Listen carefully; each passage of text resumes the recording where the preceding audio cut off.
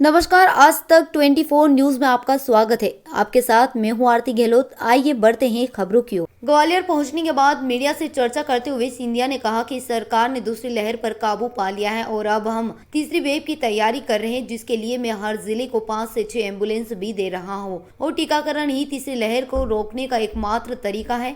इसी के साथ साथ उन्होंने नेतृत्व परिवर्तन पर बोलते हुए कहा कि 16 महीने में बहुत अच्छी सरकार चली है। शिवराज प्रदेश के मुखिया नेतृत्व परिवर्तन की बात कहां से चल रही है पता नहीं है। एवं सिंधिया ने मीडिया का हाल चाल भी जाना। एयरपोर्ट से सिंधिया बाई रोड भिंड के लिए रवाना हुए। के बिना कहीं जाऊंगा हम आपको कहीं जाने भी नहीं देंगे। देखो पहले आप लोग सुरक्षित हो, घर पे सब लोग सुरक्षित हैं। आपने पहले पूछ लिया था, सब मालूम है, फिर भी अब मैं आपके सामने कहीं नहीं जाने देंगे। सर 2 दिन का आपका कार्यक्रम है या किस तरह? क्या तीसरी लहर को लेकर कुछ अधिकारियों से कुछ नई तरह से मेरी बड़ी विस्तृत चर्चा मुख्यमंत्री जी के साथ कल हुई है। पहले तो मध्य प्रदेश सरकार को मैं अपने तहे दिल से, मुख्यमंत्री को, सारे हमारे मंत्रियों को, हमारे विधायकों को, प्रदेश के भाजपा के कार्यकर्ताओं को और प्रदेश की जनता को और मीडिया को भी मैं तहे दिल से धन्यवाद अर्पित करना चाहता हूं कि इस विकट परिस्थितियों में जो दूसरी लहर आई उसमें जिस तरीके से सावधानी बरती गई सभी के द्वारा और ख़ास करके आप लोगों के द्वारा, जो आप लोगों ने प्रचारित भी किया, और इस वातावरण में हमारे कोविड वॉरियर्स और आपने जिस तरीके से जनसेवा भी निभाया है, मैं आपको तहे दिल से धन्यवाद अर्पित करना चाहता हूँ। अभी दूसरे वेव पर हम लोग ने काबू पाया है, लेकिन अभी भी जंग जारी है। ये हम ना सोचें कि जंग समाप्त हुआ है। अभी भी हम लोगों को सावधानी बरतनी होगी। अभी भी हम लोगों को तीसरी वेव की तैयारी करनी होगी और इसका एक ही हल है अंत में, और वो हल है टीकाकरण। तो मैं आपसे भी निवेदन करना चाहता हूँ कि इतने चैनल्स यहाँ आए हैं, आपके चैनल्स के द्वारा भी टीकाकरण का उत्साहवर्धन करें, सभी को एक ऊर्जा प्रदान करें कि टीका ही एकमात्र अस्त्र है और शस्त्र है इस वायरस के विरुद्ध। बड़ी विस्तृत चर्चा कोविड पे भी हमारी हुई है और इसमें मैं ये एक ज़रूर बात कहना चाहता हूँ कि इसमें राजनीति हमें नहीं लानी चाहिए।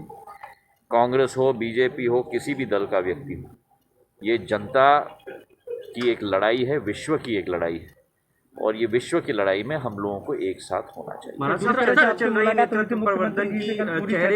देखिए, मैंने आपके सब बंधुओं से मैंने भोपाल में इस पर विस्तृत चर्चा की है। मध्य प्रदेश सरकार के मुखिया शिवराज सिंह चौहान जी हैं। उनके नेतृत्व में पिछले 16 महीनों में जिस तरीके से इस कठिन परिस्थितियों में और उसके बाद आज मैं अब ग्वालियर आया हूँ। चार लोग के बाद और भी नाम बीजेपी में, अब मुझे सचिन पायलट नहीं देखिए, जितिन प्रसाद जी के बारे में मैंने बहुत कुछ कल कहा है भोपाल में। मेरे साथ मेरे सहयोगी के रूप में, मेरे सहयोगी मंत्री के रूप में, मेरे छोटे भाई के रूप में हम दोनों ने साथ में काम किया है। उनका मैंने स्वागत कल किया। मुझे बड़ी खुशी हुई कि एक पारिवारिक संबंध उनके साथ था ही, लेकिन एक राजनीतिक संबंध भी उनके साथ अब दोबारा जुड़ चुका है।